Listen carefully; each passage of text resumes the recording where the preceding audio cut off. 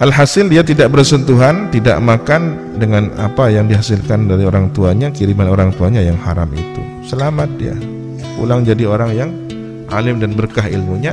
Bahkan konon katanya ilmunya orang ini melebihi gus-gus putra-putra kiai yang seangkatan dengan dia.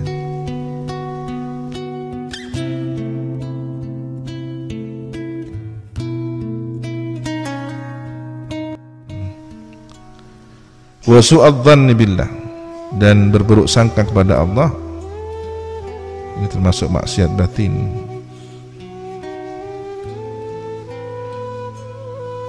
Akhirnya putus asa. Contoh dari orang yang su'udzon ini putus asa. Tidak kira saya sudah jadi orang baik, selamanya saya jadi orang buruk. Buat apa saya sholat? Toh ini sudah jalan hidup saya jadi orang yang bergelimang maksiat, berada di dunia hitam.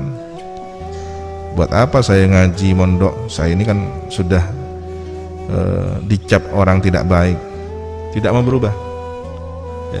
Atau melihat nasabnya, nasab keluarganya tidak ada orang yang ahlul ilmi, bukan seorang santri, orang tua, paman, guru, siapa di lingkungannya, mereka orang yang hidupnya umum, jauh dari agama. Ya sudahlah, saya seperti mereka saja. Buat apa saya mondok? Tuh nanti ketika mondok, setelah dari pondok pulang masyarakat, saya akan kembali kepada komunitas saya.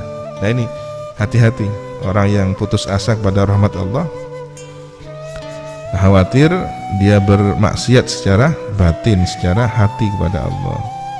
Bukankah jika Allah berkehendak seperti yang pernah saya sampaikan, ada seorang anak bajingan mondok di pesantren Langitan, dia berilmu, setelah berilmu beramal soleh dan mengamalkan ilmunya, apa yang dikirim oleh orang tuanya dari hasil haram itu dia pilah, ini haram ya. Kemudian bagaimana dia bisa mencari yang halal?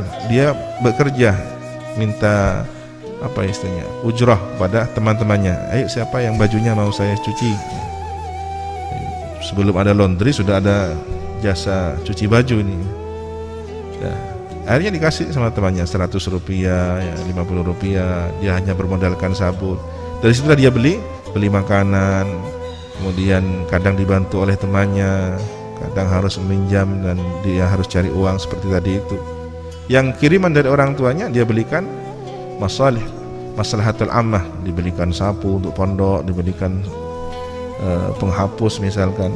Dulu pakai papan tulis, papan pakai kapur itu. Nah, alhasil dia tidak bersentuhan, tidak makan dengan apa yang dihasilkan dari orang tuanya, kiriman orang tuanya yang haram itu. Selamat dia, pulang jadi orang yang alim dan berkah ilmunya. Bahkan konon katanya ilmunya orang ini melebihi gus-gus putra-putra kiai yang seangkatan dengan dia. Wa su'idzan bi ibadillah, dan berburuk sangka kepada hamba Allah. Ini juga maksiat hati, tidak hanya kepada Allah tapi juga kepada hamba Allah. Dengan menduga orang lain maksiat, orang lain ini lebih baik daripada dia, merasa dirinya yang paling benar, yang lain salah. Ini kan suudzon kepada orang lain, sudah ujub, suudzon ya.